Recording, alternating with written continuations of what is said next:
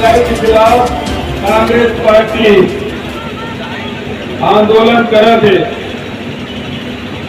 लोकसभा में चले थे, लोकसभा में, राज्यसभा में एक बात उठा थे, लेकिन हम नेता के पास कई तरह उससे ज्यादा कांग्रेस पार्टी और कांग्रेस के नेता मन पर पहाड़ हो।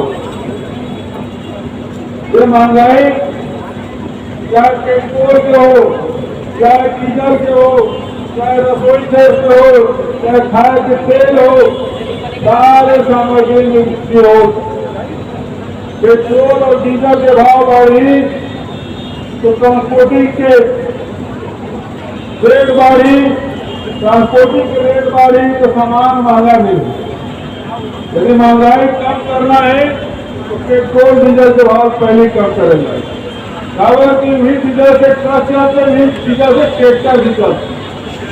खेती किसानी भी प्रभावित होते और ट्रांसपोर्टेशन भी प्रभावित होते।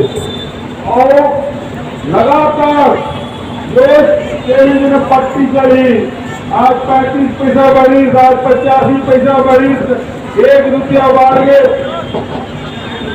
रोज पेट्रोल और डीजल के भाव बढ़ा थे और एक कारण से महंगाई बढ़ा थे। घर चलाना मुश्किल, ये जो महंगाई है बढ़ा थे तो पैसा काकर जेब से जा थे, किसान के जेब से, मजदूर के जेब से, गृहिणी मन के जेब से।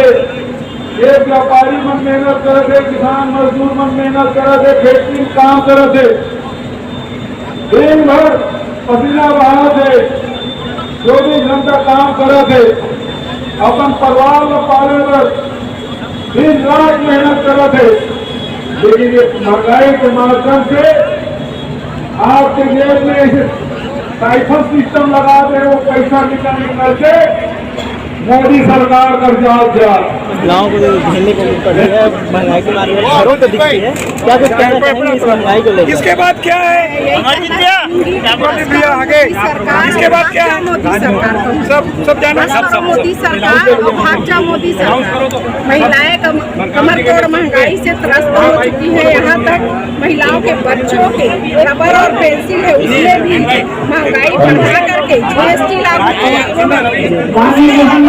के नेतृत्व में सभी लोग राजभवन की ओर कूच गए। प्रदेश अध्यक्ष मोहन